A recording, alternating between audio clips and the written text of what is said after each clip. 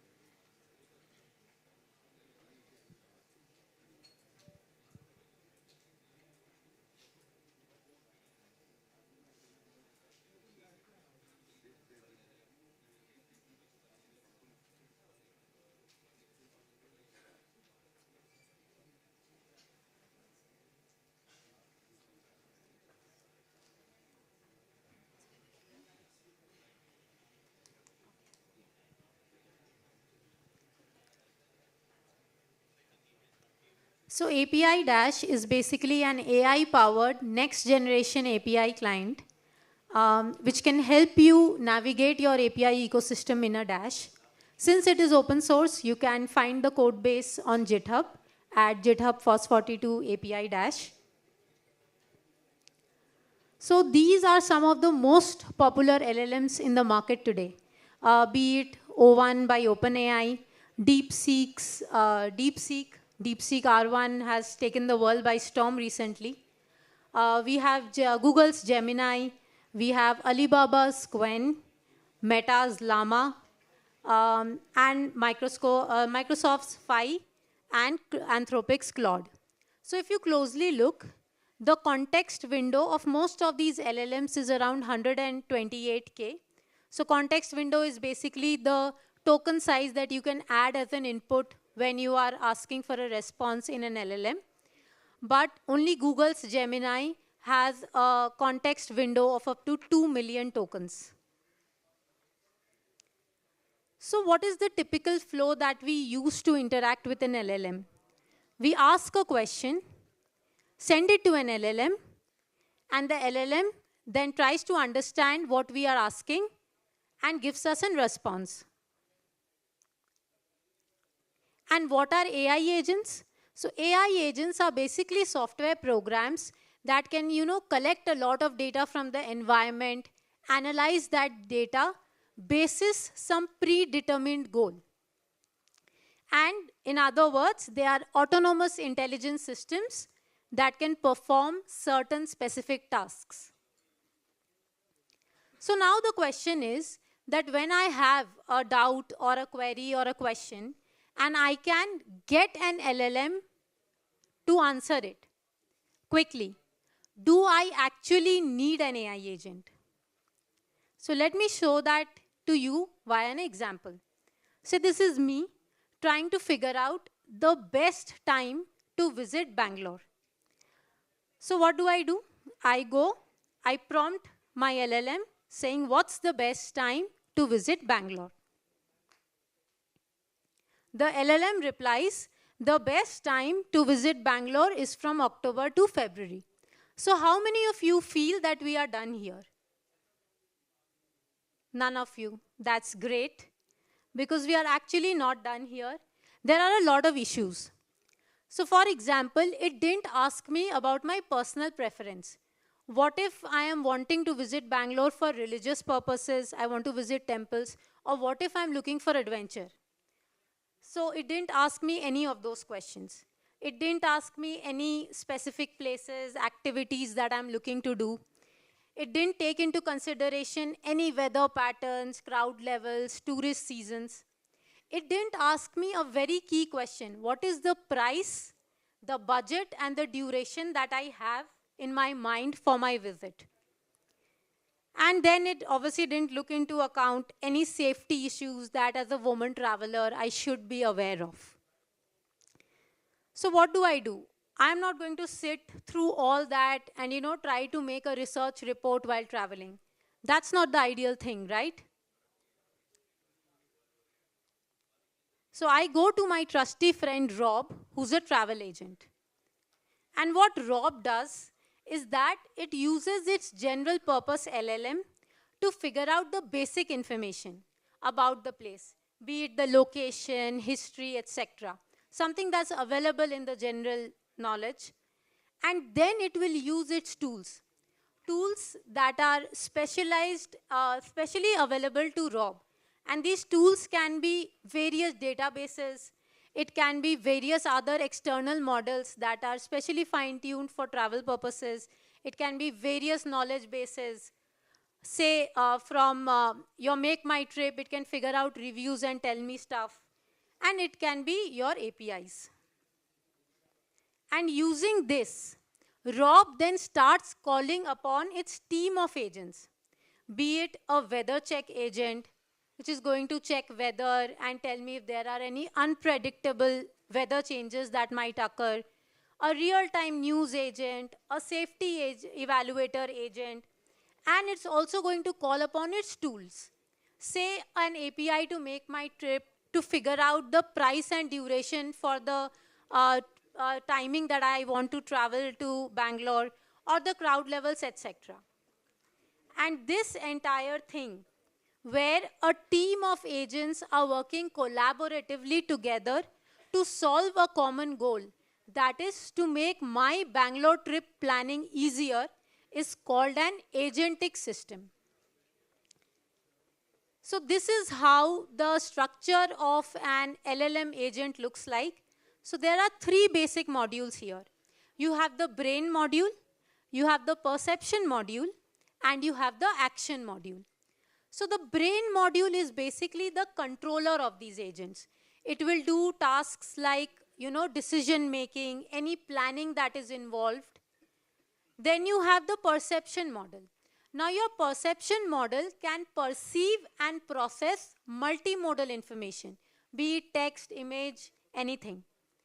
And action module is going to use these inputs to convert them into an action. And this action can actually influence its surrounding. So together, these three modules make up what we call an AI agent. So now the question is, what is the core difference between an LLM and an AI agent?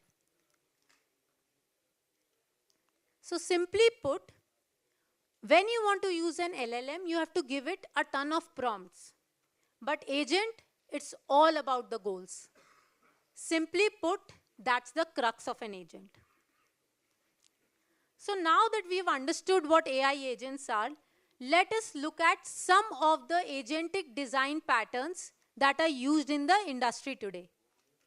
So we'll be looking at 4 design patterns: reflection, tool use, planning, and multi-agent. So starting with reflection.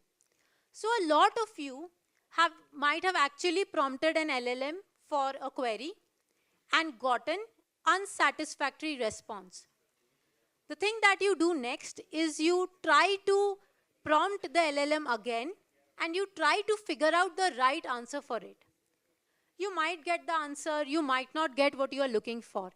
But what if I tell you that there is a process where you can automate this critical feedback giving thing that you do to the LLM?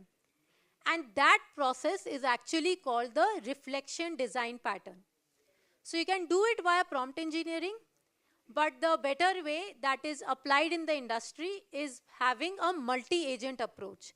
So say if you want to generate code, so you will have 2 agents. One agent which will be your coder agent, and the other agent will be your critique agent. So the coder agent is going to generate the code, and the critic agent will simply criticize it, find out errors that are there in the code. And the resulting interaction that happens between these 2 agents actually results in the output getting a lot more correct and accurate. The second design pattern that is used a lot is the tool use. So what tool use does is that it equips an agent with the ability to search and utilize various tools for, say, calling something from the internet, searching a data from the internet, manipulating data. So these things, tool use helps to do that. So for example, it can do web search, it can do code execution, or it can even run any other function. So let us see this example. So say I have an example and I ask the LLM, if I invest $100 at a compound interest of 7% for 12 years, what do I have at the end? So simply put, an LLM will try to figure out the answer for this using the transformer architecture. And it is very, very likely that it is going to come to an incorrect answer. So using tool use, what it is going to do is at the back end, it's going to call a Python code executor who is, say, going to try to figure out the value for 100 into 1 plus 0.07 to the power 12. And that is going to give a correct answer. So this is how tool use works. And today in the industry, tool use is being used by developers in a lot of different ways. So like while integrating web search, they also integrate a lot of productivity tools. So like I can do a search on the web, and at the same time I can publish an update to Slack or WhatsApp using a single agent. The third design pattern is planning. So in this design pattern, what our agent does is when you give it a task, it tries to break it into smaller, simpler tasks that it can achieve. So instead of trying to attack a problem linearly in an ad hoc fashion, it is going to break it into various parts and try to tackle them one by one. So it will basically create a plan and attack that one by one, and this helps us in getting a more accurate result. And the last design pattern that I want to discuss is the multi-agent collaboration design pattern. So this pattern actually resembles a lot of what we do in the real life industry today. So say if there is the entire SDLC cycle, so you will have developers, you will have people who build the feature, you will have people who test the feature or your QA team, you will have product designers, you will have product managers, and you will have an entire suite. So this multi-agent collaboration breaks your task into smaller tasks based on roles that mimic the real life scenario of how it is done. And then it tries to tackle the problem one by one. So here, like you can see, this is the example that is shown for software development. You have a CEO, you have the entire designing team, you have the coding team, you have the testing team, and the documenting team. So in a multi-agent design pattern, all these agents will interact with each other, get outputs from each other, and continue their process. So a real world, very popular example of it can be Devin. And this is how we actually tend to work in real life as well. So now we will look at some of the multi-agent frameworks in action. So the first case is Dream Factory. So what Dream Factory does is that it is a framework that lets you generate multi-scene long videos which are coherent. So the way it works is that in a film production, typically, you have script writers, you have art production designers, you have your artists, and you have your entire planning crew. So Dream Factory actually tries to mimic the physical real-world AI production, real-world film production into virtual film production. So this is an entire agentic system that has been built around it. So it has, it has your script writers, it has designers, it has artists, it has all those discussions that happens in a real world film set. So let us look at the example. As a user, you will just give one prompt. You will just say that I want a movie about a soldier defeating a dragon. That's set. that is what all as a user you have to provide to the framework. Now the framework is going to take your input and it will do a requirement analysis of it. It's going to create an entire requirement document out of it. And then it starts doing planning, where it will figure out everything that it has to do to generate a video based on the requirement that you have given. Now after that planning, it's going to get into framework preparation, where it's going to do all the database setting, as in what are the characters that you need, what is the background that you need, and everything. And then it goes ahead and does script generation. Then it does scenes design, like you would do in a scene play. Then after the scene play is designed, each and every shot is designed. Then every keyframe is being generated.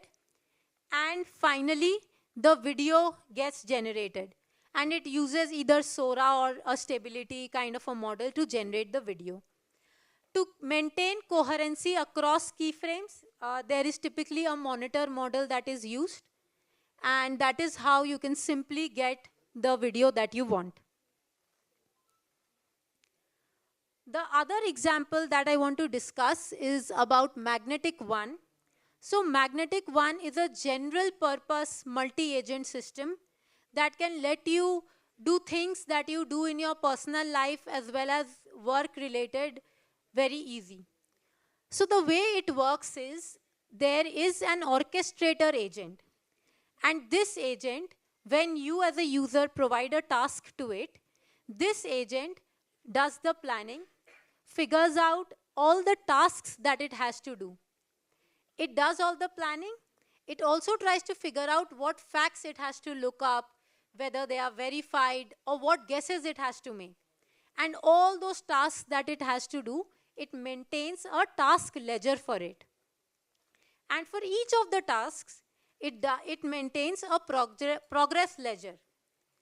And depending on whether the progress is updated or not, that is whether the task is completed or not, it calls upon a respective agent. So you can see at the bottom, there are 4 agents available to the orchestrator. So these 4 agents are the coder agent, which can write code and solve any task. The second is the computer terminal agent, which can execute the code that the coder agent has written. The third agent is the web surfer agent, which can browse the terminal. So it can fill forms, it can open any URLs. And the last is the file surfer agent, which can open files in your computer and navigate files as well. So basis on whether the task is complete or not, if the task is not complete, orchestrator agent calls the relevant agent to get the task completed and automatically keeps on updating its progress ledger. So what happens if no progress is being made? So here, if no progress is being made, the orchestrator agent actually goes back and rewrites his original plan. That is, the entire task ledger is rewritten. So there are actually 2 loops running here, an inner loop on the progress ledger and the outer loop on the task ledger. And this is how it actually does it. So say I give the Magnetic One a task, saying that the attached image contains a Python script. Run the Python code against an array of strings listed below. And output of the script is a URL containing C++ source code. Compile, run, and return the sum of the 3rd and 5th integers. So when I ask the orchestrator to do this, it's going to create a task list. It's going to create a progress ledger based on it. And it starts calling the relevant agents. So like in the first, it's going to call upon our file surfer agent, which will access the image and extract the code that we want. Then it calls upon the coder agent.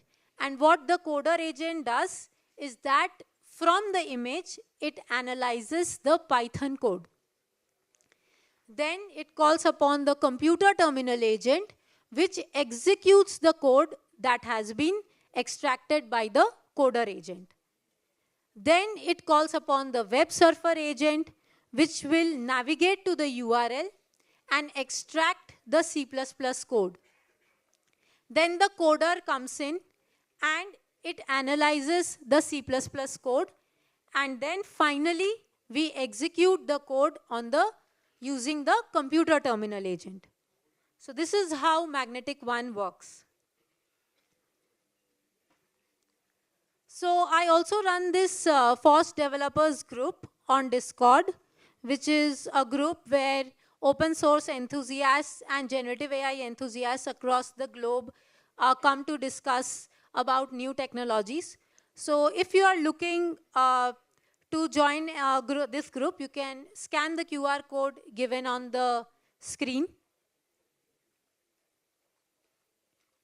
Here you can ask your doubts about any open source technology that you use or any generative AI technology that you use. It's a global group, so you'll find people across the world.